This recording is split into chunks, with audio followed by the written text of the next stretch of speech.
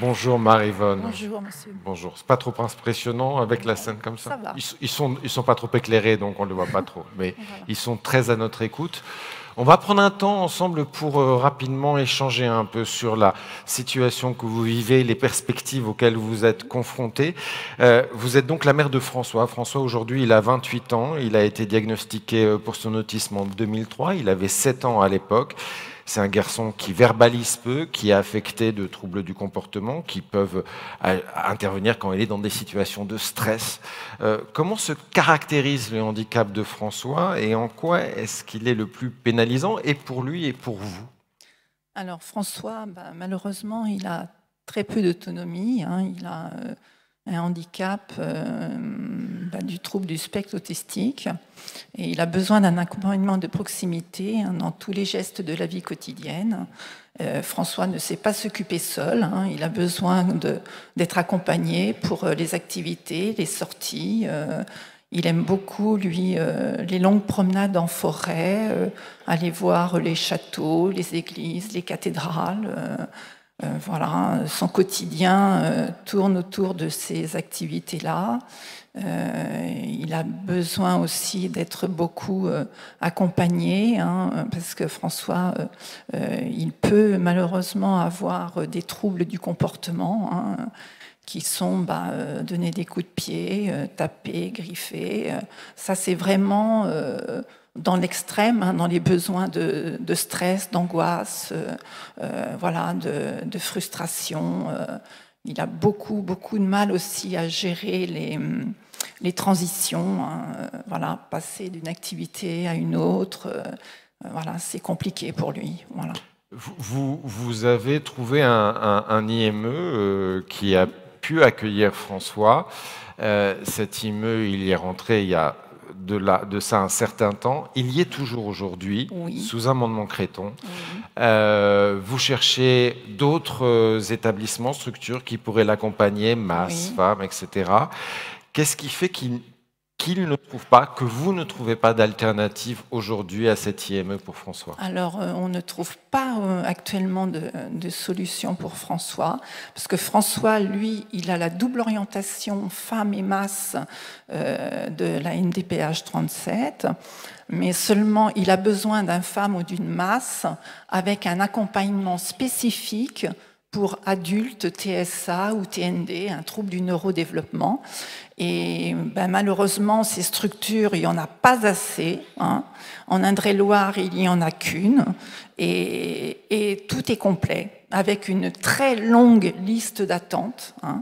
Donc voilà, on est pour l'instant sans solution pour lui. Et avec donc le fait qu'il est encore accompagné en IME et qu'il passe du coup encore beaucoup de temps au domicile, oui, chez vous, avec vous, vous deux et votre mari Alain. Alors c'est un grand gaillard qui fait plus d'1,90 m. Oui, oui.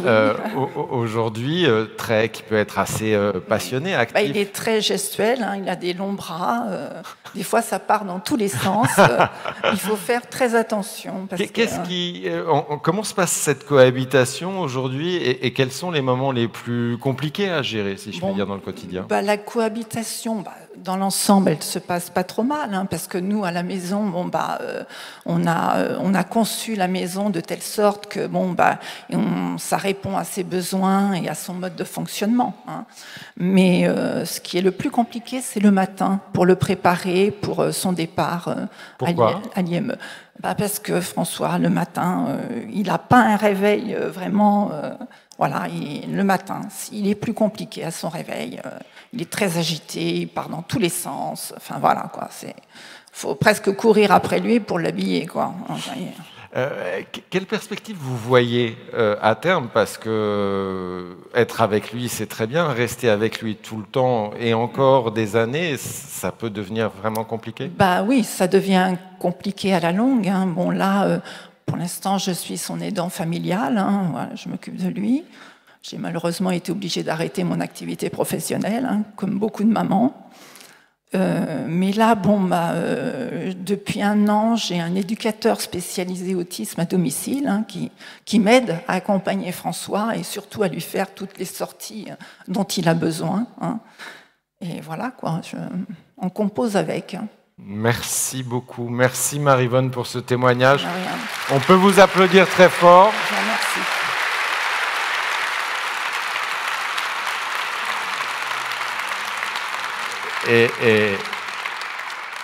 Et j'ai pas de doute que ces mots résonneront beaucoup dans les échanges qu'on aura tout au long de la journée. Je vous laisse regagner le public. Merci à vous, Maryvonne Le Breton.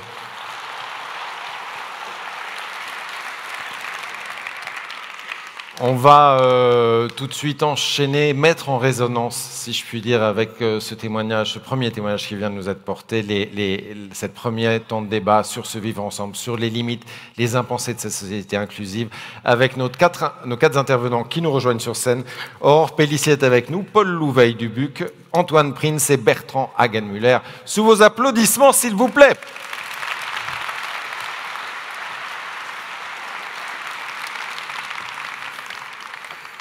Bien le bonjour à vous, pas de plan de table, on s'installe où on veut, comme on veut, et pendant que vous prenez place, je vous présente.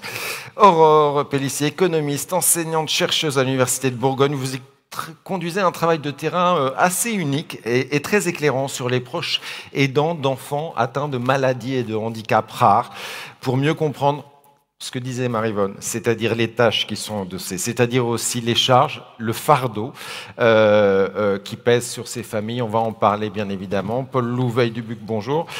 Vous êtes philosophe, vous êtes responsable de la recherche de l'espace éthique d'Île-de-France, auteur de l'ouvrage L'injustice des inégalités sociales de santé, qui met en lumière la réalité, les mécanismes de ces inégalités dans notre modèle de société et de vivre ensemble. On va bien évidemment en parler. Antoine Prince, bonjour. Vous nous venez de Belgique, l'Université catholique de Louvain. Vous conduisez des travaux sur les politiques sociales qui adressent les questions de vulnérabilité. Vous avez notamment travaillé avec des familles de personnes atteintes de troubles psychiques, et on en parlera. Et Bertrand Hagenmüller, bonjour, sociologue, réalisateur de documentaires. Vous menez votre carrière avec, si je puis dire, une double casquette, la casquette du documentariste, et on verra un extrait de votre prochain documentaire. Vous en faites beaucoup depuis des années. Ils sont vraiment passionnants, édifiants, émouvants, on les verra, sur les personnes en situation de handicap, sur les personnes dans le grand âge et sur ceux qui sont auprès d'eux, les familles et les soignants. Et aussi, vous intervenez dans des structures comme formateurs. On va parler avec vous quatre, mais je voudrais qu'on commence par essayer de poser ce que sont les limites, ce que sont les pensées de cette société inclusive aujourd'hui, qui est claire, et c'est cette question des situations complexes. Comment cette inclusion s'offre à ceux qui n'ont pas les moyens des cadres de participation qui sont nécessaires? Quelles inégalités, quels coûts cachés se posent pour ces oubliés de l'accessibilité? Et je voudrais commencer avec vous, Paul Lou. Vous voyez à l'espace éthique d'Île-de-France, de la PHP, donc dans le domaine de la santé, les questions de santé nombreuses qui se posent, mais aussi les inégalités qui se manifestent. En quoi ces inégalités qui se manifestent dans le champ de la santé interrogent-elles pour vous cette société inclusive, et je dirais aussi en quoi sont-elles insuffisamment et mal considérées? Bonjour à tous. Alors on va pas se mentir, c'est impressionnant d'être ici et de parler devant cette foule compacte. C'est la première fois pour moi. Alors pour vous répondre, je vais commencer par un rappel historique en me référant à un ouvrage, celui d'Elisabeth Zuckman, médecin, pionnière et penseuse dans le champ du polyhandicap, qui nous a quittés il y a peu. Elisabeth Zuckman nous rappelle que il y a 60 ans, les personnes polyhandicapées, qu'on qualifiait alors d'encéphalopathes, vivaient en moyenne quelques années, espérance de vie très réduite. Elle rappelle qu'ils ne pouvaient être admis à l'hôpital où ils étaient peu stimulés et mouraient le plus souvent de fausses routes ou d'occlusion intestinale, qu'à condition d'être abandonnés par leurs parents. Elle rappelle enfin que leurs parents ne pouvaient recevoir d'indemnité qu'à condition qu'ils soient considérés comme inéducables, hein, c'était le mot, et irrécupérables. Donc, tout ça pour dire qu'on peut commencer par une bonne nouvelle. Il y a eu un progrès. Il y a une meilleure inclusion des personnes polyhandicapées. Et ce qui me paraît intéressant et pouvoir faire débat, c'est à quoi est dû ce progrès finalement? comment on a progressé? Première réponse à une prise de conscience, c'est douloureuse, que non seulement il y avait quelque chose à faire pour ces personnes, hein, Elisabeth Zuckman insiste beaucoup sur cette sentence sociétale du « il n'y a rien à faire », que le problème ne venait pas des personnes polyhandicapées, mais de leur environnement, que la complexité ne venait pas des individus, mais de notre incapacité à faire face à ces situations. Mais je pense que la prise de conscience, elle est peut-être plus loin que ça. Elle était due au fait que... Elle venait du fait qu'on avait compris que le problème, ce n'était pas l'environnement conçu comme quelque chose de neutre, plus ou moins aidant face à des individus déficients, un ensemble d'institutions, d'aménagements urbains, d'organisation de soins, d'écoles, etc. Le problème était plus profond, il venait de la société elle-même et du jugement très négatif, très dépréciatif que la majorité des gens et des institutions portaient sur les vies de ces personnes, jugement qui avait infiltré le savoir médical, les habitudes d'éducation, les façons de vivre. Disons-le, à travers cette fausse croyance qu'il n'y avait rien à faire pour les personnes polyhandicapées, s'exprimait un jugement de valeur profondément ancré selon lesquels les vies de ces personnes-là ne devaient pas être vécues. Donc, pour répondre à votre question, je pense que le problème premier, c'est l'exclusion, la marginalisation de certaines vies. C'est ce que Didier Fassin, l'anthropologue, a nommé la hiérarchie des vies, et dont les écarts d'espérance de vie sont un symptôme. Le problème, ce n'était pas ce qu'on ne faisait pas pour les personnes polyhandicapées, mais ce qu'on faisait contre elles. Dès lors, je pense que si on pense l'inclusion comme la mise en place d'un certain nombre d'institutions et de dispositifs neutres qui instituent l'égalité des chances, mais sans que cette hiérarchie des vies ne soit ébranlée, alors on peut dire que l'inclusion est nécessaire, mais insuffisante. Elle est nécessaire et insuffisante, mais vous dites si le problème, c'est pas les personnes et leur handicap, mais l'environnement et le regard qui est porté, on va agir sur l'environnement. L'inclusion agit sur l'environnement puisqu'elle favorise l'accessibilité, elle va favoriser un certain nombre de possibilités qui sont offertes aux personnes pour être dans la participation, être dans l'autonomisation. Pourtant, vous dites... Cette inclusion-là, en même temps, elle-même va être génératrice d'inégalités et d'inégalités sociales. En quoi, finalement, l'inclusion n'est pas la réponse ou n'est pas toute la réponse? Je ne sais pas si je le formulerais comme ça. Je ne dirais pas que l'inclusion n'est pas la réponse. Tout dépend de comment on la pense. Je pense que... Enfin, là, je voudrais insister sur le fait qu'il faut partir du négatif.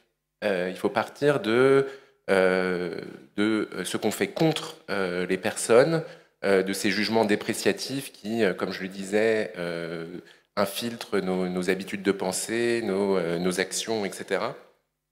Et ma principale inquiétude, c'est qu'on essaye de projeter une société inclusive, idéale, sans passer par cette réflexion sur le négatif. Évidemment, ça demande un effort douloureux. Qu'est-ce que vous appelez le négatif ? Le négatif, c'est par exemple, alors je vais donner un exemple, c'est pour anticiper sur une question qu'on pourrait avoir sur les inégalités de santé. Il y a de fortes inégalités d'accès aux soins dans le domaine du handicap. Par exemple, si on consulte le baromètre Handifaction, il est montré que pour tout type de handicap, il y a des inégalités très fortes d'accès aux soins. Et donc, sur le papier, il y a en effet une égalité d'accès aux soins, mais il faut penser aussi le recours réel aux soins. Et ces inégalités, elles sont dues à des mécanismes complexes, au fait que les lieux ne sont pas toujours accessibles, que les personnes sont réduites à leur handicap, qu'on ne prend pas au sérieux parfois la parole des individus, ou on ne fait pas l'effort de les comprendre. Autrement dit, on voit bien qu'il y a des jugements de valeur selon lesquels finalement certaines vies ne sont pas assez importantes pour qu'on se soucie d'un accès réel aux soins de ces personnes-là. Et donc, ce qu'il faut penser avant de penser l'inclusion, c'est l'exclusion, la marginalisation, l'indifférence ordinaire. Et je reviens à mon inquiétude, c'est que paradoxalement, il peut y avoir une certaine pensée inclusive qui nous dispense de cet effort douloureux de penser le négatif, finalement. Et en ne pensant pas le négatif, qui est la réalité, on peut projeter une certaine vision idéale de ce que serait une société inclusive, et on manque l'exclusion première. Donc, paradoxalement, une certaine façon de penser l'inclusive nous fait oublier l'exclusion. C'est le point auquel je voudrais en arriver. Vous dites que c'est une renaturalisation en fait, des inégalités, c'est-à-dire qu'on oublie le fait que ce sont des inégalités sociales et qui travaillent sur ce que vous appelez ces mécanismes d'usure qui fait qu'on n'a pas accès aux bonnes informations, qu'on n'a pas accès aux bons interlocuteurs et que du coup on reste un peu sur la marge. Et vous avez un terme qui définit assez joliment ça, vous dites c'est, si je résume un peu, le territoire de l'ajuste. Il y a ce qui est juste, il y a ce qui n'est pas juste, et puis il y a ce qui est juste, en un mot. C'est-à-dire ce qui ne fait pas l'objet de jugement, si je puis dire, d'une manière ou d'une autre. Comment est-ce qu'on peut sortir de ce territoire terrible, si je puis dire, un peu de l'ajuste, où on accepte les hiérarchies de vie, où on accepte ces inégalités qui sont construites aux marges de la société inclusive, et comment est-ce qu'on peut penser sur quel principe une société de la non-exclusion? Voilà, c'est pas facile à résumer en quelques minutes, mais ce que j'essaye de dire dans l'ouvrage que j'ai consacré aux inégalités de santé, c'est que finalement, il y a deux façons de justifier une situation, c'est-à-dire de l'accepter moralement. Soit nous considérons que cette situation est juste, par exemple quand on répartit une somme d'argent entre plusieurs individus, soit on considère qu'elle n'est ni juste ni injuste. Autrement dit, ajuste, par analogie avec ce qui est amoral. Et qu'est-ce qui peut être considéré comme injuste? Si une météorite, par exemple, tombait sur cette salle de congrès, on pourrait dire que c'est dramatique, que c'est vraiment la catastrophe, que c'est très malheureux, mais on aurait du mal à dire que c'est injuste. Pourquoi on aurait du mal à dire que c'est injuste? Parce que, précisément, l'injustice suppose un mal qui soit le résultat d'une organisation sociale. Voilà. Alors, dans mon livre, je dis précisément que un hasard pur, ça n'existe pas, sauf peut-être la météorite, et encore, qu'il y a du social partout, qui est toujours mélangé avec du hasard, et comme ça n'existe pas, dire que quelque chose n'est pas injuste, cela procède toujours d'un choix politique. Alors, il me semble, pour revenir à la question du handicap, que cette ajustification, en un seul mot, cette façon de considérer des situations comme non injustes, est très présente face au handicap. Alors, il y a eu un rapport en 2020 de la Commission nationale consultative des droits de l'homme qui porte sur les préjugés et les discriminations que subissent les personnes en situation de handicap. Et il y a quelque chose de très intéressant dans ce rapport, c'est que sur la perception des personnes en situation de handicap par les personnes valides, les gens tendent à considérer le handicap sous le signe du malheur, de la souffrance, de la détresse. Donc il y a un certain dolorisme autour du handicap qui me paraît doublement problématique. D'abord, il impose une certaine façon de considérer le handicap, un certain jugement de valeur. Être handicapé, être en situation de handicap ou avoir un enfant en situation de handicap serait nécessairement un malheur. Mais aussi, ce dolorisme fait du handicap une affaire individuelle, une affaire familiale. On a vu le discours du président qui allait tout à fait contre ça, de l'UNAPI. Et finalement, assez peu une affaire politique. On a beaucoup de mal, je crois, je pense collectivement, à considérer les situations des personnes en situation de handicap sous le signe de l'injustice, comme une affaire politique. Et donc, je pense que s'il doit y avoir encore des progrès, ça passera par la politisation de la question du handicap. Et cette politisation, je reviens à mon premier point, elle repose sur la mise en lumière des injustices vécues par ces personnes-là. Ouais, vous avez une formule que je trouve assez jolie pour le dire. Repolitiser, c'est essayer de ne pas nuire, déjà de ne pas nuire. Et si jamais on pense l'action publique sur le fait de ne pas nuire, déjà on commence à voir les choses autrement et on commence à voir ces territoires que vous regardez, que vous pointez un petit peu. Je voudrais compléter avec ce que vous dites, avec les travaux que vous avez menés, Antoine Prince. Alors vous êtes sociologue, vous avez regardé ça sous un angle qui est plus celui notamment des politiques publiques que vous suivez, notamment au niveau communautaire. Et vous êtes dit, mais d'où ça vient cette idée d'inclusion? Vous avez fait pratiquement une archéologie pour essayer de comprendre où apparaît ce terme-là dans les discours des politiques publiques communautaires, qu'est-ce qu'il dit et en quoi est-ce qu'il vient compléter ou remplacer d'autres modèles de vivre ensemble, justement. Quand il apparaît et à quel type de modèle il vient apporter soit une réponse, soit un complément? Bonjour à tous et toutes. Oui, pour répondre à votre question, en fait, faisant le constat d'une multiplicité d'usages de la notion d'inclusion dans des registres discursifs très hétérogènes, militants associatifs, académiques aussi, et puis politiques, puisque, comme on va le voir, la notion d'inclusion va devenir, au cours des dernières décennies, un des référentiels majeurs dans la construction des politiques publiques européennes et donc par voie de conséquence nationales. C'est le joli mot. C'est le joli mot des discours. C'est ça. Donc registre discursif hétérogène et puis appliqué à une série de thématiques sociales qui vont être aussi diverses que... moi, je rencontre l'inclusion d'abord quand je travaille sur les politiques urbaines. Et puis, on va avoir le handicap, la question des migrations, la question de la lutte contre la pauvreté, etc.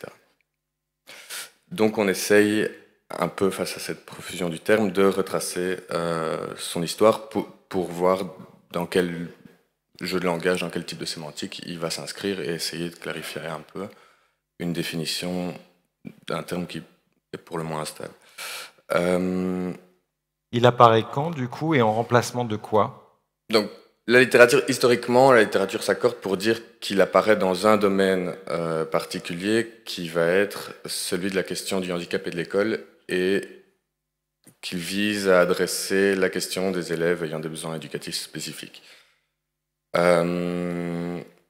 Grosso modo, l'inclusion scolaire vise la promotion de l'accueil en milieu ordinaire de ces élèves, s'inscrivant dans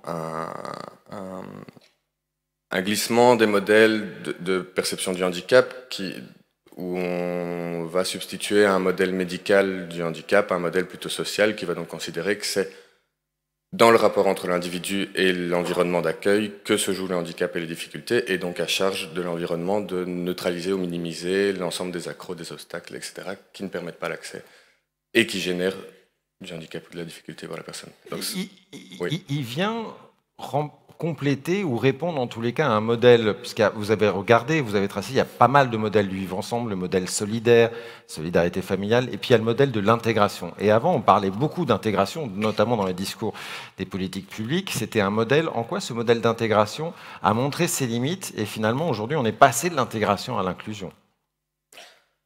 Alors, en quoi il a montré ses limites en tout cas, les promoteurs du modèle de l'inclusion, à cette époque-là, notamment dans le champ scolaire,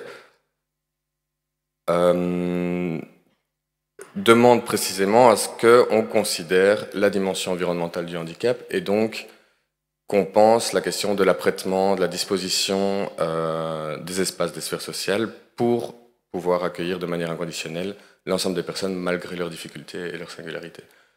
L'intégration, le modèle intégrationniste, vise à l'inverse à faire reposer la charge de l'adaptation sur la personne qui doit satisfaire aux conditions d'accès à la sphère sociale qui est visée. Donc plutôt, a priori, une vision évolutive, plutôt intéressante aussi, et des promesses que porte ce modèle inclusif. Vous aussi, néanmoins, dans les travaux que vous menez, vous mettez en lumière le fait que ce modèle inclusif va générer des inégalités sociales, et une forme, là aussi, comme le dit Paul Loup, de dépolitisation. En quoi est-ce que vous voyez et où vous voyez ces inégalités liées au modèle inclusif? La question de la dépolitisation me semble importante. En vérité, il faut voir que l'inclusion, naît comme réponse à une question qui est celle de l'exclusion sociale. Or, parler du social et de ses accros en termes d'exclusion, c'est pas la même chose que d'en parler, par exemple, en termes de rapport antagoniste entre le capital et le travail. Il y a donc déjà une manière de penser la question sociale, comme on l'appelait à l'époque, c'est-à-dire la société, son institution, le rapport de ses membres et ses accros, en termes de rapport entre des individus et des sphères sociales qui sont soit inclus, soit exclus. dès lors qu'on conçoit la vie en société sous ce regard-là, on ne se permet pas, ou on se permet plus difficilement de penser la question des inégalités sociales, des conditions matérielles d'existence des individus, parce qu'on va plutôt penser juste le rapport entre un individu et un espace, une sphère sociale, l'école, le monde numérique, etc. Ce qui ne permet pas d'adresser les causes sous-jacentes, les tensions entre groupes, les rapports sociaux réels qui ne sont pas soulevés par cette question de l'inclusion. Ouais, c'est une manière de dire, on donne les moyens aux gens de participer, de s'intégrer. On a fait le job d'une certaine manière, et s'il y a des gens qui ne peuvent pas, on n'arrive pas, on a des mécanismes de compensation, mais on ne va pas forcément regarder les causes liées à la pauvreté, liées à d'autres systèmes qui font que ces personnes-là n'arrivent pas à rentrer dans le mécanisme de participation qui est présenté, qui est proposé aujourd'hui. C'est ça, en fait, qui pose la vraie question. Du coup, on ne va pas voir les causes sociales, on ne va pas voir les réalités économiques aussi qui font que certaines personnes n'arrivent pas à rentrer dans le modèle. Sans doute, oui. Et parce qu'il faut voir, et ça évidemment... le tournant inclusif a dégagé je veux dire, est fondé dans des intentions qui sont foncièrement louables, notamment en termes de déstigmatisation, etc. Mais l'idée qui me semble être au fondement de ce tournant, qui est de considérer que l'ensemble des difficultés des personnes seraient au final des singularités qu'il faudrait accueillir de manière bienveillante, ne nous permet pas non plus de penser une série de situations ou de formes de vie comme n'étant pas souhaitables par principe, parce que trop inégalitaire, parce que indigne de ce qu'on considère être des standards de vie qui... Et donc c'est là que se situe la question politique, c'est à la fois voir quelles sont les grandes causes sous-jacentes de l'organisation de nos sociétés et qu'est-ce qu'elles génèrent en termes d'inégalité, et puis voir les conditions matérielles aussi d'existence des personnes, au-delà juste d'une espèce d'approche basée sur la tolérance libérale à l'égard de chacun, parce que dans cette idée d'indifférenciation de traitement se cache peut-être aussi l'indifférence à l'égard de certaines situations qu'on devrait ne pas vouloir souhaiter. Ouais, on voit les glissements des termes, du juste à l'injuste, de l'indifférenciation à l'indifférence. Il y a ces limites, et les inégalités qu'elles génèrent, et je voudrais qu'on essaie de les regarder un petit peu du terrain pour voir quels sont notamment les coûts cachés qui posent et qui pèsent aujourd'hui à ceux qui n'arrivent pas à rentrer dans le schéma de la participation, dans le schéma de l'inclusion, notamment les familles. Les exemples que l'on a eus et que l'on aura le montrent. C'est le travail de terrain aussi que vous avez engagé, Aurore Pellissier. Vraiment un travail assez remarquable dans votre travail de recherche. Vous êtes centré d'une enquête qui est par questionnaire, par entretien, pour mieux comprendre les tâches, les trajectoires de familles d'enfants atteints de maladies et de handicaps rares. Et c'est important parce que ces aidants, on les regarde souvent sous le prisme, dans les enquêtes nationales, d'aidants de personnes âgées, pas d'enfants. On leur pose les mêmes questions alors que les réalités ne sont pas les mêmes. Vous êtes allé voir les aidants familiaux d'enfants et vous leur avez posé les questions. Quelles sont les tâches, quelles sont les situations que vous rencontrez? C'est 292 questionnaires à des parents d'enfants, 18 entretiens individuels pour montrer ce qui est un peu cet invisible, ces tâches multiples qui incombent aux parents. En quoi le fait d'être confronté à un handicap rare laisse beaucoup de ses parents aujourd'hui esselés avec un rôle d'aidant de plus en plus renforcé? Oui, bonjour à tous, merci. Je m'associe à mon collègue, c'est très stressant. J'ai rarement 1700 étudiants dans un amphi, voire jamais. Oui, vous avez vraiment donné le fil conducteur de l'étude de terrain qu'on a faite. C'était l'idée vraiment de rendre visible l'invisible et de pouvoir, au travers d'une recherche académique, montrer finalement ce que ça signifiait être parent aidant. Parce que aujourd'hui, le terme d'aidant, on le sait, est très utilisé pour les aidants de personnes âgées dépendantes, mais derrière, effectivement, toutes ces situations auxquelles font face les parents sont assez peu retranscrites dans les statistiques nationales, ce qui ne nous permet pas effectivement d'évaluer tous ces coûts cachés. être aidant d'un enfant en situation de handicap, et notamment dans le champ des maladies rares et du handicap rare, c'est endosser en fait une multitude de rôles.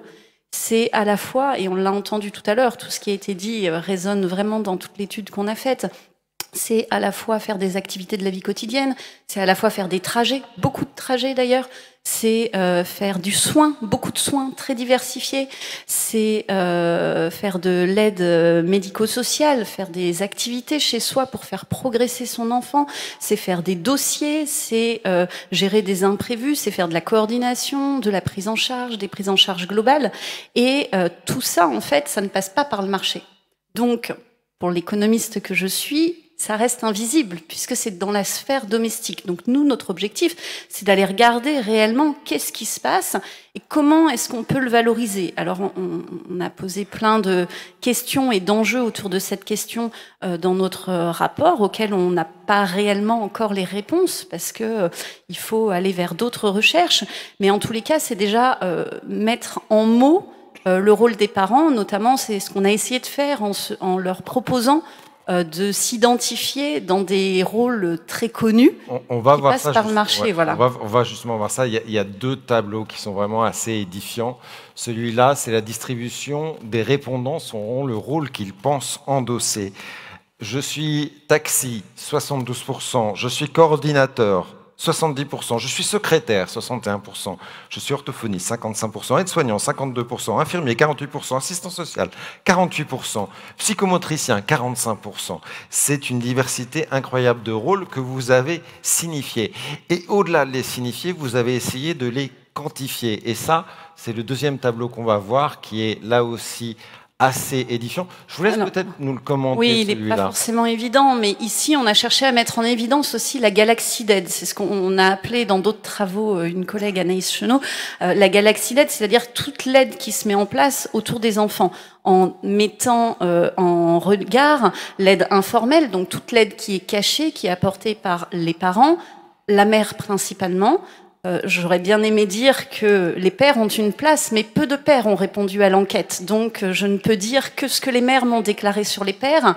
Et ils sont aidants, mais pas de la même façon, pas sur les mêmes activités.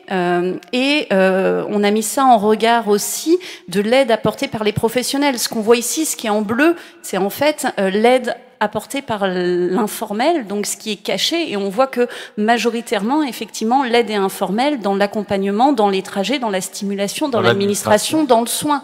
Donc en fait, on a une solidarité aujourd'hui qui repose sur une solidarité familiale très forte, qui peine à trouver du relais en dehors de la famille nucléaire, parce qu'on est dans des situations complexes, c'est le thème de la journée, et dans ces situations complexes, on voit bien qu'il y a une combinaison de troubles, en fait, qui font que, moi j'aime pas parler de fardeau, mais qui font que ces activités de parents aidants sont de plus en plus intenses et diversifiées. C'est-à-dire que dans notre échantillon, on a à peu près mis en évidence 14 activités d'aide que font les parents, très variées. Plus d'une personne sur deux dans l'échantillon fait 12 activités sur 14. Donc c'est énorme. Ça veut dire que ce nombre de rôles endossés, il est pluriel. Il faut voir que derrière, c'est des temps très différents. Comment est-ce qu'on va voir les coûts cachés? Il faudrait pouvoir valoriser, mais c'est valoriser du temps H24. Et c'est valoriser des temps très différents. C'est-à-dire que le temps que je passe à habiller mon enfant n'est pas le même temps que je passe à remplir ce fameux dossier MDPH, n'est pas le même temps que je passe à gérer l'imprévu du taxi qui ne vient pas le matin et qui me laisse en rade alors que je dois aller travailler et que du coup je vais devoir gérer d'emmener mon enfant ou de le garder, etc. Et tout ça, en fait, ce sont des petits ou grands temps sur des temporalités extrêmement différentes, des choses très concises, très circonscrites dans le temps, où on sait qu'on a atteint l'objectif, j'ai habillé mon enfant, c'est atteint, et des choses où finalement, eh bien, c'est pas circonscrit dans le temps, on ne sait pas quand est-ce que ça va nous tomber dessus, c'est tous les imprévus, toute la coordination. Et ça ressort du discours des parents. Nombre de mamans nous ont dit, mais je suis la coordinatrice de la vie de mon enfant.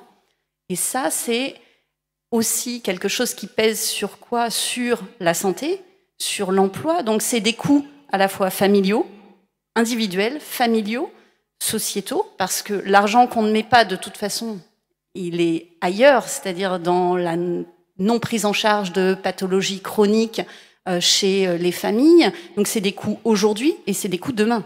Y a un autre schéma, là encore éclairant, édifiant. La capacité du répondant à se faire remplacer auprès de l'enfant quand il est indisponible ou qu'il a un imprévu. C'est en pourcentage, j'imagine. Oui. On est à 28,37% très difficilement, 32,98% difficilement, 19% qui disent pas du tout, je ne peux pas du tout être remplacé. Donc on voit la charge réelle, quantifiable ou pas, et puis derrière ça, il y a aussi ce que vous appelez la charge ressentie, ce que certains appellent le fardeau. C'est-à-dire ce qui ne pèse pas sur le quotidien, mais ce qui va peser sur ce que disait Maryvonne, j'ai arrêté mon travail, les trajectoires professionnelles. Comment vous avez réussi à appréhender, sinon à mesurer cette charge ressentie, ce qu'on appelle le fardeau? Donc nous, on a plutôt appelé ça les vécus. Parce que tout à l'heure, j'ai entendu plusieurs choses, effectivement, j'ai entendu, mais finalement, ces solutions de répit, c'est pas forcément ce qu'on demande, et c'est vrai, parce qu'on le voit ici, c'est très difficile de se faire remplacer. Donc en fait, la solution de répit, il faudrait déjà qu'elle puisse être mise en œuvre. La notion de fardeau, les Anglais disent burden, c'est ce qui pèse finalement. Nous, on l'a vu, ou charge ressentie, on l'a vu autrement. Pourquoi ? Parce que en allant au contact des parents, dans les entretiens, en fait, on a remarqué qu'il y avait certes des activités qui étaient lourdes, difficiles, qui pesaient vraiment sur leur quotidien, sur leur santé, mais il y avait des activités qui étaient valorisées. Et donc, de ce fait, nous, on est plutôt partis sur les vécus, en essayant de savoir si les parents, finalement, avaient des vécus difficiles sur certaines activités. Et donc, dans ces cas-là, effectivement, se pose la question de comment est-ce qu'on les accompagne dans ces difficultés. Est-ce qu'on vient en substitution ou en complémentarité ? Aujourd'hui, c'est une grande question. C'est une question sur le côté personne âgée dépendante qui a été pris en compte. Mais par exemple, sur les activités de la vie quotidienne, il y a peu d'auxiliaires dans le champ du handicap pour les enfants. Et puis, sur quelles autres activités ils valorisent ? Parce que sur ces activités-là, ça veut dire que c'est pas toujours un fardeau. Et les parents, ils prennent du plaisir, notamment à tout ce qui est activités médico-éducatives, par exemple. Ça, c'est des activités qui sont valorisées par les parents. Donc, pour nous, c'était important de montrer aussi la réalité des situations en ne partant pas seulement sur le prisme du fardeau qui est associé, et pour mieux comprendre finalement ce qui peut être valorisé et essayer après, derrière, que les politiques publiques puissent se saisir de ces résultats. Je voudrais compléter un peu votre regard avec le travail de terrain que vous avez aussi conduit, Antoine, auprès de familles, d'enfants, de jeunes en situation de troubles psychiques. Et vous les avez regardés dans le temps de ce qu'on appelle l'errance diagnostique, c'est-à-dire tout ce temps avant que les solutions arrivent un petit peu pour voir comment se fait à ce niveau-là l'accompagnement. Vous parlez d'une familiarisation à ce niveau-là des tâches qui se fait, et on est exactement dans ce que dit Aurore par la force des choses. Comment elle se manifeste et dans quelle mesure ça rejoint, si je puis dire, un peu le constat que porte Aurore? On vous entend. Ça marche. Donc la familialisation des... Moi j'ai travaillé réellement donc, sur cette question de la prise en charge et en soins par les proches de personnes malades mentales, avant même souvent qu'elles soient diagnostiquées malades mentales, et puis après, parce que il est un fait, c'est que ces changements intervenus au cours des 3-4 dernières décennies, qui ont été ce tournant inclusif, la désinstitutionnalisation psychiatrique, etc., mènent à ce que les gens soient de moins en moins soignés au sein d'une écologie résidentielle de soins, mais dans ce qu'on a appelé une écologie communautaire, c'est-à-dire dans la cité. Ils sont de plus en plus souvent à l'hôpital, mais de moins en moins longtemps, et donc, grosso modo, ils sont plus souvent dans leur environnement bien souvent familial. Ce qui se passe, c'est que lorsqu'on fait la désinstitutionnalisation et donc qu'on vise à basculer une série de fonctions depuis des environnements institutionnels fermés, et c'est un mouvement qui est louable, hein. Personne ne souhaite le retour du monde asilaire tel qu'il était organisé il y a 50 ans, mais oui, en Belgique, oui.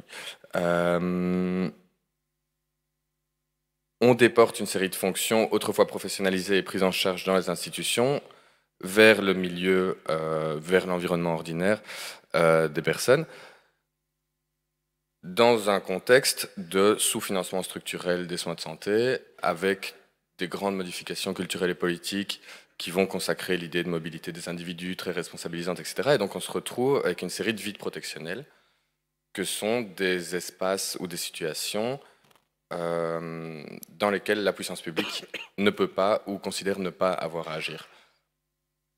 Quand on est face à ça, on se retourne, alors si les institutions secondaires sont défaillantes, vers les institutions primaires. Dans l'environnement des malades, il y en a deux, le marché et la famille. Et donc en fait, on a une remarchandisation des soins et refamilialisation des soins.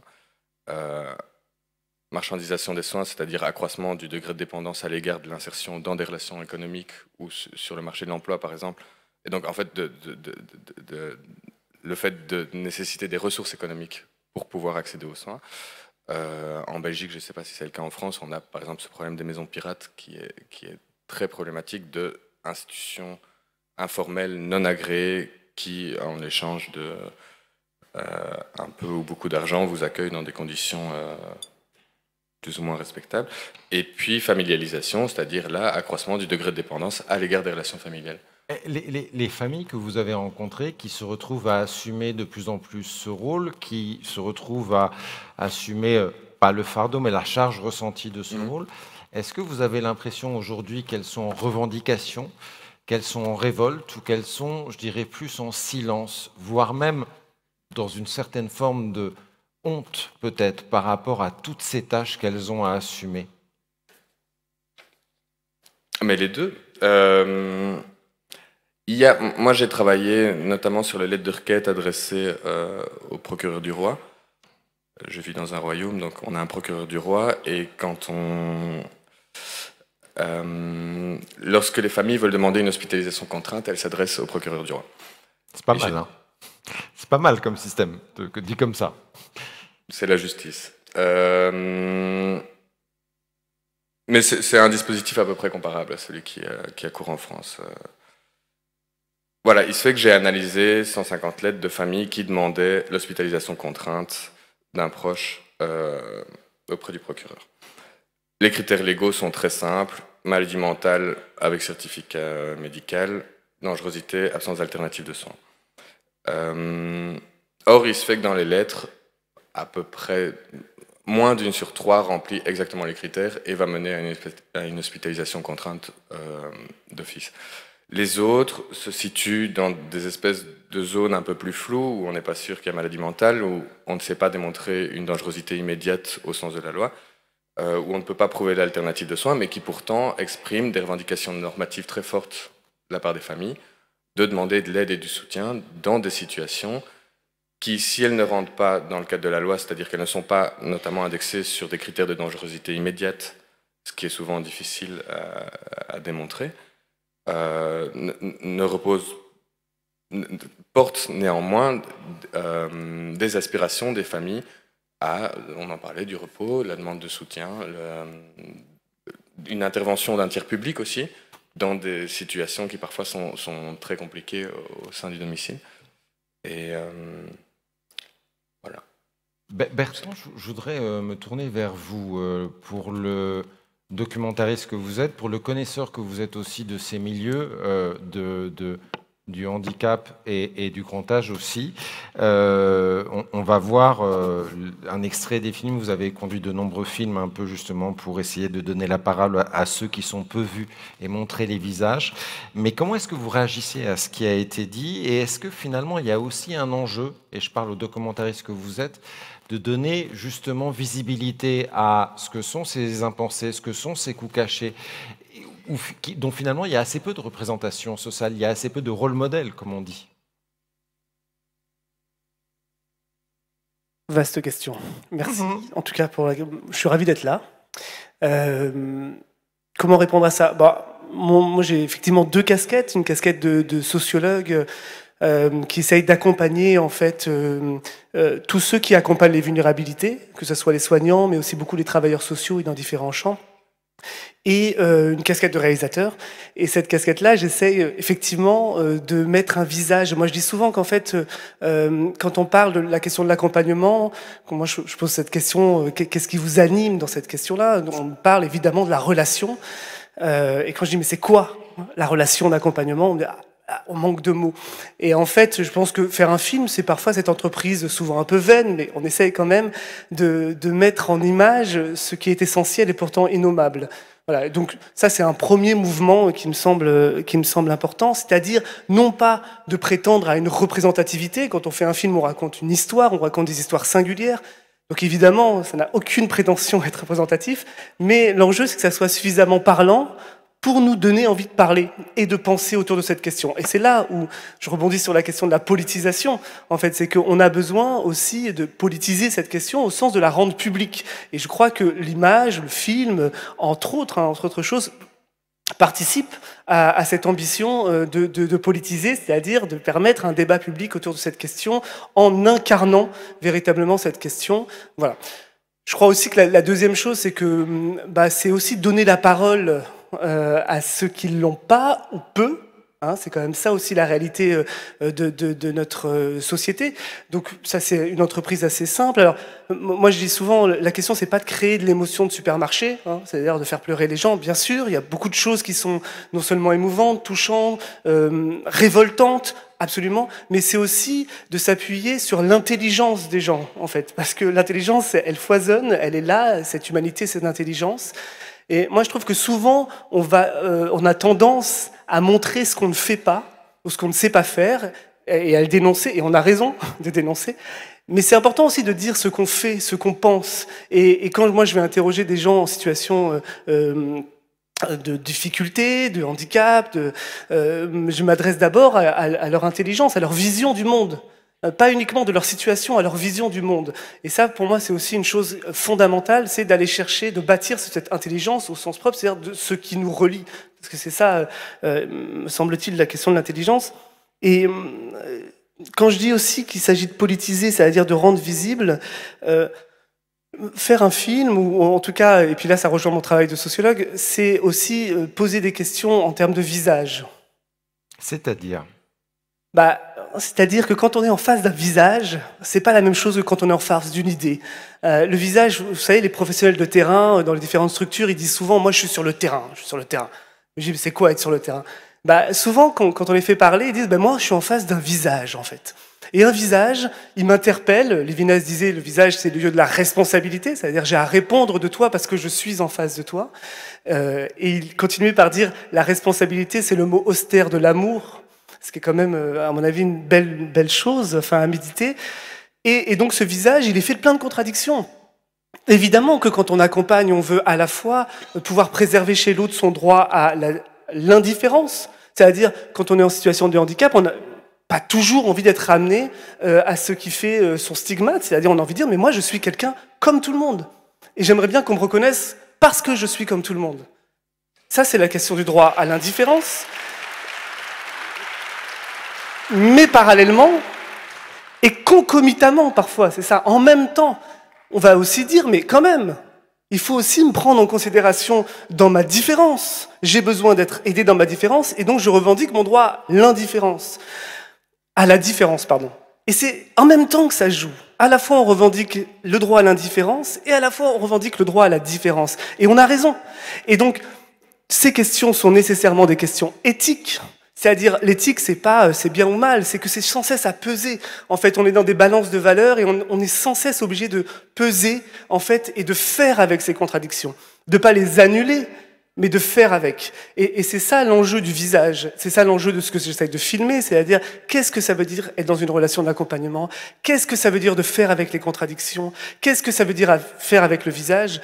Non pas pour réduire la question à une question uniquement interindividuelle, qu'est-ce qui se passe dans les postures, mais aussi pour en faire une question politique. Et moi, je crois qu'on a du mal à politiser cette question, justement. C'est-à-dire, on vous parlait ici de situations complexes. À situations complexes, il nous faut des solidarités complexes. Et une solidarité complexe, c'est une solidarité qui pense, justement, et là c'est intéressant aussi de penser la place du travailleur social, ou de l'accompagnant, de l'aidant, de l'éducateur, du soignant, Moi, je crois vraiment qu'on a besoin d'envisager une troisième voie. C'est-à-dire, personne n'a envie de revenir à une voie fantasmée, d'ailleurs, d'une solidarité qui aurait disparu, etc. Personne n'a envie de faire disparaître, bien au contraire, les solidarités nationales qui existent et les modes d'organisation avec des experts, en fait, qui s'occupent de personnes en situation difficile.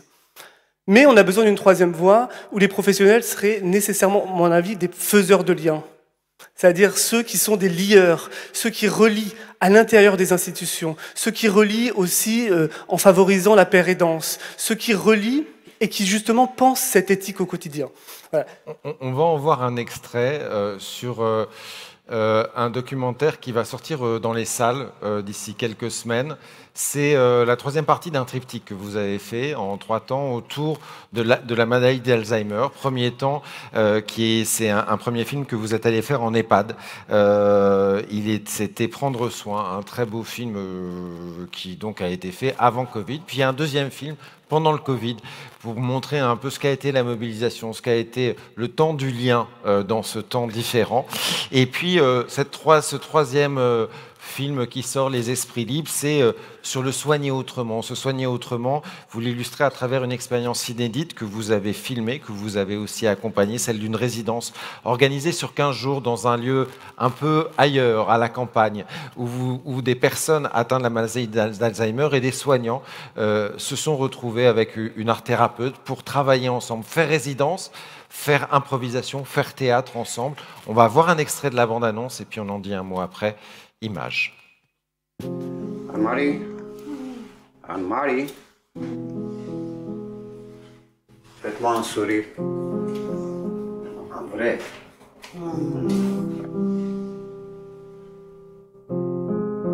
Qu'est-ce que je peux faire pour arrêter un mal qui te rogne dans l'intérieur? Je sais pas. Je sais pas si on peut en guérir ou pas. Toujours est-il que l'Alzheimer est à l'œuvre. Et ça me... Pardon.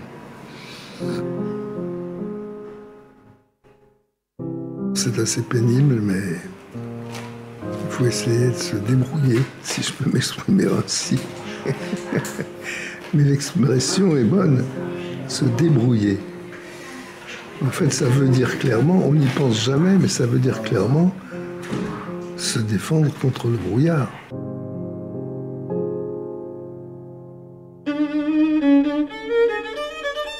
On va commencer juste par s'étirer un petit peu, le plus possible même en fait.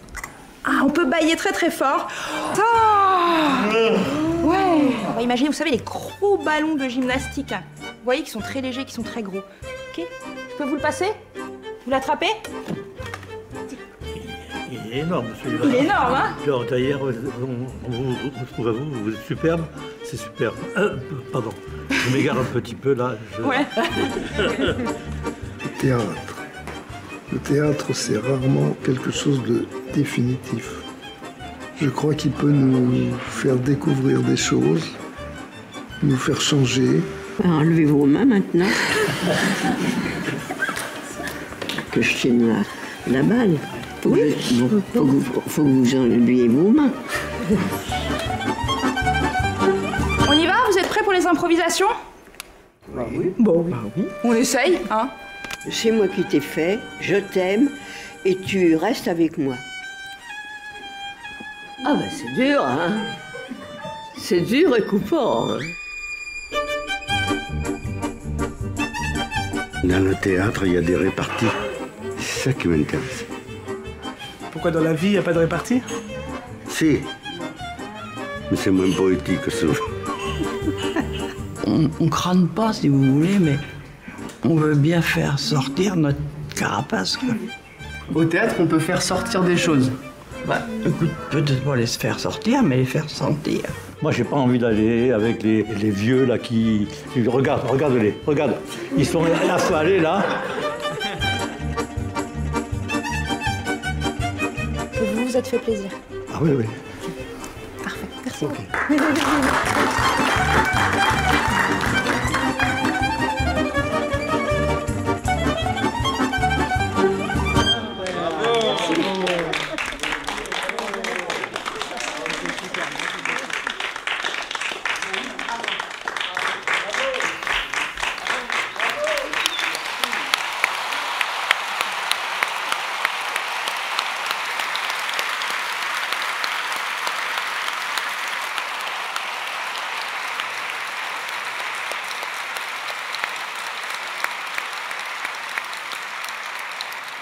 Bientôt dans les bonnes salles, comme il est convenu de dire. Juste un mot peut-être, et on va prendre les questions de la salle. On peut même laisser la salle éclairée, hein, parce qu'on va venir à vous très rapidement. Mais je voudrais un dernier mot avec vous, Bertrand. Ce film, il sort dans quelques semaines, à l'automne. Quelques mois. À l'automne, hein, fin d'année. Donc restez vigilants, parce que je pense que ça vaut vraiment plus que le détour. Vous avez dit tout à l'heure, sur ces enjeux d'inégalité, il y a besoin de donner de la visibilité, de donner des visages. Il y a aussi besoin de construire un vivre ensemble, une vie ordinaire aussi autrement. Dans quelle mesure ce que vous avez essayé de faire à travers ça, c'est aussi essayer de penser à d'autres manières de vivre ensemble, d'autres manières de vie ordinaire pour ces gens qui parfois n'en ont plus la perspective?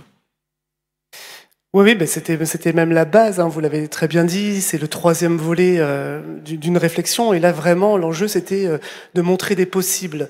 Et montrer des possibles, encore une fois, parce que 15 jours, c'était pas uniquement créer ensemble, c'était vivre ensemble, et très très loin de la manière dont on vit en EHPAD dans les unités Alzheimer. Donc c'était ça un enjeu fondamental, et certainement pas en disant que c'était de jolies vacances. L'enjeu c'était de construire modestement et mettre sa petite pierre à l'édifice de justement quelque chose qui pourrait être au contraire réfléchir à une autre matrice de l'accompagnement. Et une des bases de cette matrice, c'est la question de la vie ordinaire. C'est-à-dire, en tout cas dans les institutions, en unité Alzheimer c'est clair, on est tout sauf dans un lieu de vie ordinaire. Évidemment, vie ordinaire, ça veut rien dire, c'est un concept. Toute vie est singulière, donc elle est. Mais en même temps, on le comprend. Quand on le prend à l'envers, c'est qu'est-ce que n'est pas une vie ordinaire? Une vie où on est enfermé, c'est pas une vie ordinaire. Une vie où la moindre décision doit se réunir, etc. Et ça prend des jours, voire des mois et des mois, c'est pas une vie ordinaire. Une vie où il n'y a plus la place pour le vivant, précisément, ça veut dire la surprise, ce qui nous échappe, ce qui fait qu'on se sent encore vivant, le risque. C'est pas une vie ordinaire. Bref, on voit bien, en le définissant en négatif, à quoi ça peut ressembler. Quand on est parti ces 15 jours-là, évidemment, ça a nécessité plein de... On m'a dit, oh, non, ça va pas, on va pas partir 15 jours, et puis tu vois, il faut bloquer toutes les portes, les gens vont s'enfuir et tout ça. On a eu une directrice là, qui a eu le courage de dire non, en fait, vous allez vous débrouiller, on va trouver quelque chose ensemble et on va trouver des petites solutions qui font que c'est possible. Et ça a été possible, y compris sur les questions de nourriture. Vous savez qu'on peut pas avoir de jardin où on cultive, où on mange la nourriture, parce qu'on sait. Et donc, du coup, les protocoles, d'une certaine manière, et c'est ça le paradoxe, qui sont là pour protéger, finissent par rendre la vie infernale. C'est-à-dire, finissent par nous extraire de la vie et du vivant. Et quand vous dites, et je m'arrête là, quand vous dites...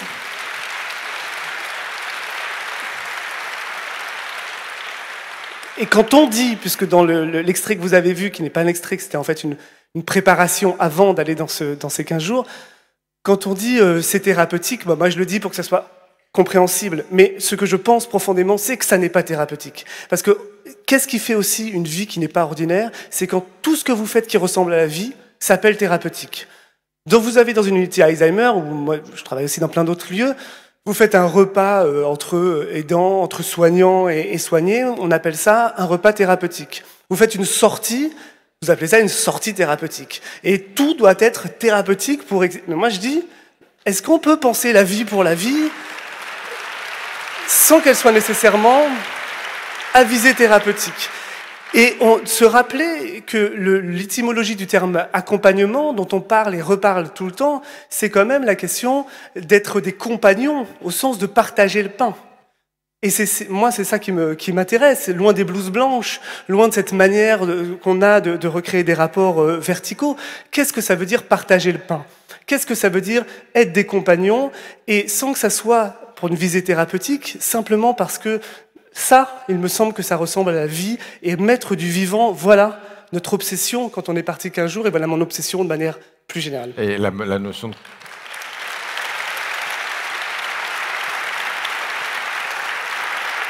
Et la notion d'être compagnon, ça éclaire aussi ce que vous avez porté, Aurore. Est-ce que vous avez éclairé vous aussi? À la salle, il nous reste une dizaine de minutes pour vous, pour le micro, pour des questions, des réactions. Il faut que vous leviez la main, le micro vient à vous et j'essaie de vous repérer dans la salle. Normalement, j'ai des panneaux qui vont se lever à un moment. Alors, est-ce qu'il y a des panneaux qui se lèvent? Oui, 5. Allez.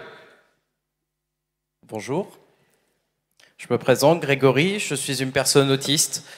J'œuvre dans l'associatif, au local, dans plusieurs associations, je suis ici, oui, oui. Et aussi au national, au Conseil national consultatif des personnes handicapées. Depuis peu de temps, je suis membre de l'ARAPIL, l'association de recherche pour l'autisme et la prévention des inadaptations. Je tenais à vous remercier pour cette réflexion sur le handicap en général. C'est quelque chose que je vis depuis ma naissance. Sur la question de la négativité que peut avoir la société quand on juge, on a des préjugés. Je ne parlerai pas de négatif, je parle de violence. C'est violent. Quand, après 20 ans d'existence, la seule chose que le MDPH peut faire au travers d'un dossier, c'est voir la diversité d'un individu sous le prisme de la défaillance, de la vulnérabilité, et que c'est la seule chose que l'on peut voir quand jette quelqu'un à remplir un dossier et que cette personne est en pleurs parce qu'en fait, elle se dit « mais je sais rien faire », alors que c'est pas vrai. Mais c'est que depuis 20 ans, pour des questions d'argent, pour des questions d'organisation, on ne sait que voir la vulnérabilité, et ben c'est de la violence. C'est pas seulement que du négatif, je pense que c'est important de parler de cette violence. Et je tenais à vous remercier parce que oui, merci, en fait. C'est pas qu'une contrainte, le handicap, loin de là.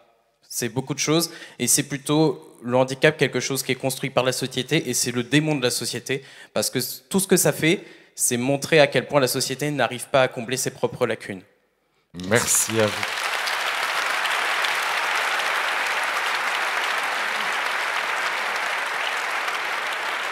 Il y avait une autre intervention, question 1, le panneau 1, si on peut dire. Je suis très touché parce que j'accompagne singulièrement une situation très complexe en ce moment, qui me prend presque autant de temps que de mon engagement à la DAPELA. Et du coup, je suis très indigné parce qu'aujourd'hui, on a des personnes humaines qui pourraient s'occuper de lui, mais ils n'entrent pas dans la case administrative. Alors du coup, j'ai entendu le témoignage du président de la région qui a dit on est allé au-dessus de la loi, on a fait plus. Est-ce que les MDPH ne pourraient pas, par dérogation, sortir des contextes si on veut rentrer dans le droit inclusif? Parce que là aujourd'hui, moi je suis dans l'angoisse que ce jeune qui se met sur la route tous les mois, qu'il crée un accident et que moi, c'est moi qui porterai la responsabilité de cet accident. Et ça, je ne veux pas le vivre. Aujourd'hui, on a des solutions humaines pour s'occuper de cette jeune, mais il n'entre pas dans la case. Aujourd'hui, on lui demande des personnels infirmiers soignants qui coûtent 30 €, on leur donne que 20 €. Ce jeune a 1 000 € d'AH, autant dire que les 10 € pour 100 heures de PCH. Et alors je suis indigné parce qu'on a des êtres humains pour s'occuper de lui, mais parce que ça ne rentre pas dans une petite case administrative.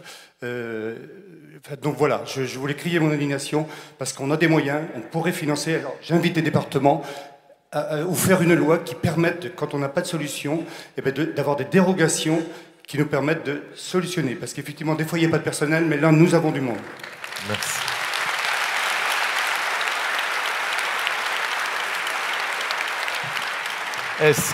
Oui, bien sûr. Juste, merci beaucoup pour vos deux interventions et à petit niveau de chercheurs académiques. Tout ce que vous dites là, comme tout à l'heure on a dit, mais c'est des situations singulières, mais effectivement quand on la recherche, on accumule un certain nombre de situations singulières, mais qui donnent des visions quand même assez générales de ce qui se passe. Et les deux témoignages, là, c'est vraiment des choses qu'on revoit dans l'étude. Et qu'on a essayé de mettre en évidence. La première, c'est effectivement ce dossier MDPH qui, effectivement, est extrêmement mal vécu.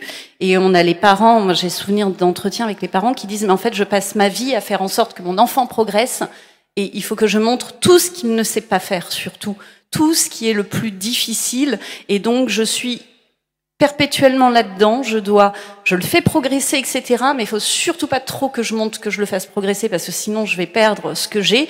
Et surtout, il faut que j'appuie sur qu'est-ce qui ne va pas, etc. Et ça, c'est extrêmement compliqué. Merci. Et le deuxième point, c'est ce que vous dites, c'est sur les cases. Et c'est effectivement ce qui ressort des enquêtes qu'on a faites. C'est le fait de ne jamais rentrer dans une case d'ailleurs. C'est effectivement, j'ai un handicap mental, mais j'ai aussi une défaillance visuelle. Et donc, où est-ce que je vais? Puisqu'il y a quelque chose pour les défaillances visuelles, il y a quelque chose pour les les déficiences intellectuelles, mais il n'y a rien qui combine les deux. Donc à chaque fois, les parents, ils ont l'impression qu'on essaye de les mettre dans des cases, ils cochent aucune case, donc il n'y a pas de solution derrière. Et ces solutions, elles sont pour la vie quotidienne, c'est-à-dire je suis très sensible à ce que vous avez dit, parce qu'aujourd'hui, nous, ce qui est ressorti et qu'on n'avait pas du tout voulu aborder, non pas parce qu'on voulait pas, mais parce qu'on n'avait pas le pressentiment que c'était si majeur que ça, mais c'est tout l'accès aux loisirs. Et ça, par exemple, c'est effectivement, il y a l'inclusion à l'école, il y a l'inclusion dans des institutions, il y a la prise en charge par divers professionnels, etc. Mais il y a tout ce qui est de la vie de tous les jours, de pouvoir accéder à des loisirs. Et aujourd'hui, les parents sont sans solution, ils doivent se battre. Et il n'y a rien, il y a a priori pas mal de choses pour les personnes adultes, pour le handicap moteur, mais sorti de ces cases-là, eh ben, il n'y a rien, il y a une méconnaissance et il y a une inadaptation. Et donc on est sur un problème qui est relativement simple, mais nous on l'analyse, il y a des problèmes vraiment micro, c'est des problèmes de quantité de personnel, de qualité du personnel, formation du personnel, ça c'est des premiers enjeux. Ensuite, il y a des problèmes méso, c'est comment on met en lien tout ça pour que ça crée des vies normales et pas des cloisonnements, je suis dans le sanitaire, je suis dans le médico-social, je suis dans le loisir, je suis dans l'école, etc. Que ce soit une vie normale, qu'il y ait un chef d'orchestre et que ça passe comme ça, comme une organisation de journée. Et puis il y a tout ce qui est au niveau macro. Et là, vraiment, c'est aussi quels sont les moyens qu'on met pour faire de la vie en société autre chose. Et là, je suis navrée, mais il y a des incitations qu'on peut mettre pour ça. Enfin, les économistes, on est bien connus pour, en tous les cas au niveau académique, pour savoir qu'il faut mettre des incitations en place et qu'on peut inciter les gens à s'engager dans certaines choses. Usons des outils qu'on a. Mais pour ça, il faut des moyens, une volonté politique aussi.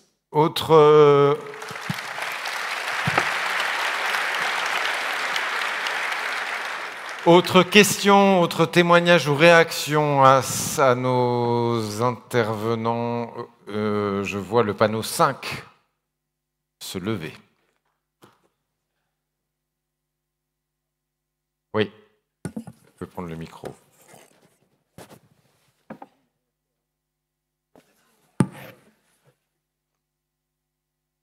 Alors moi, je m'appelle Jean-Paul Rignon.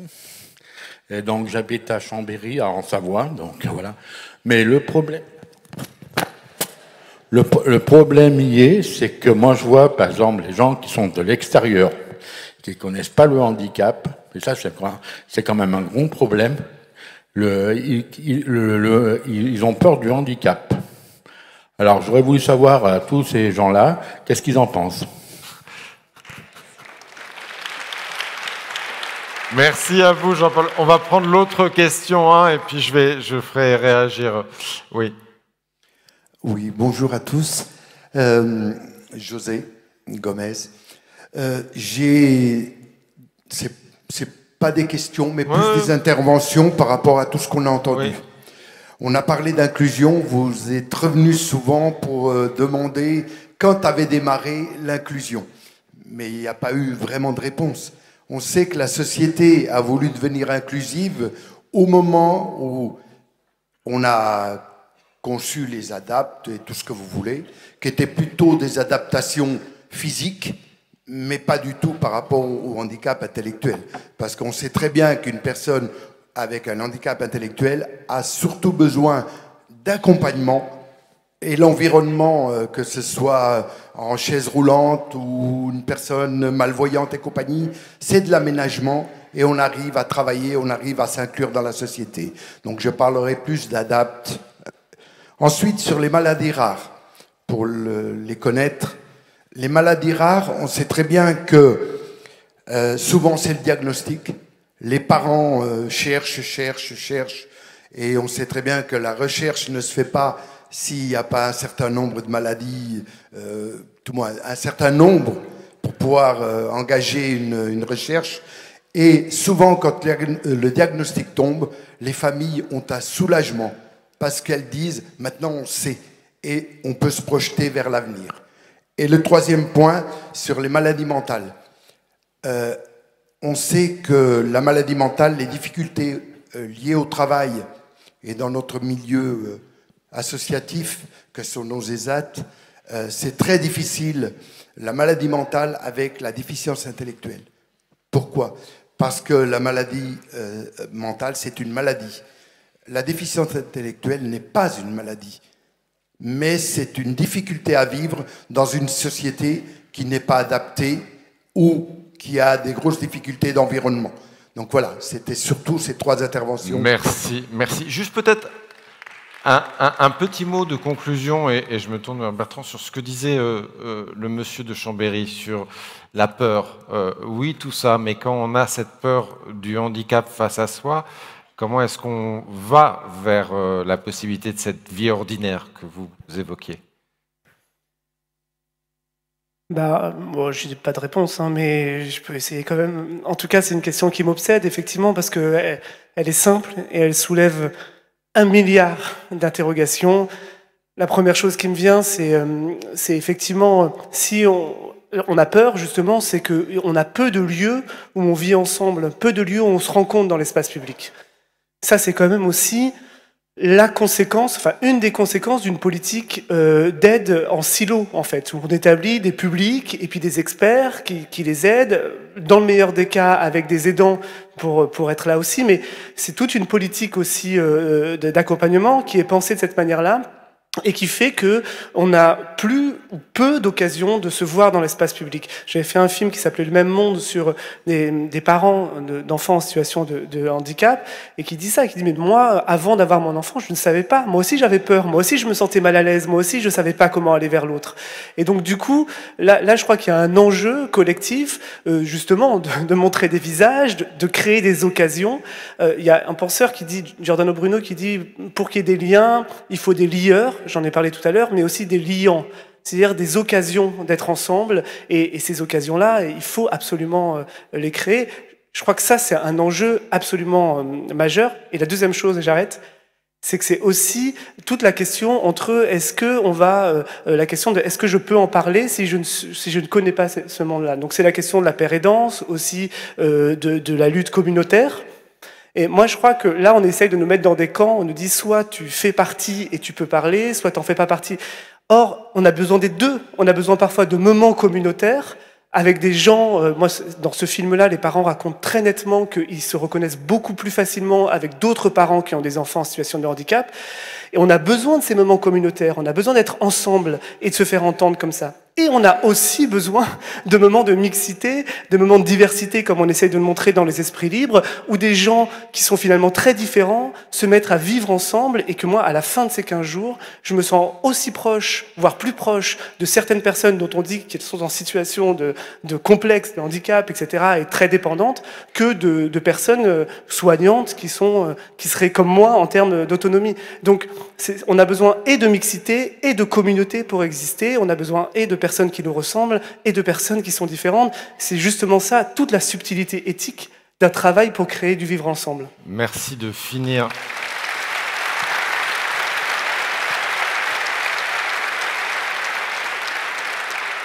Merci de finir et de clore cette table ronde avec une petite recette des ingrédients de ce que sont ce vivre ensemble. Je vous remercie en tous les cas, tous les quatre.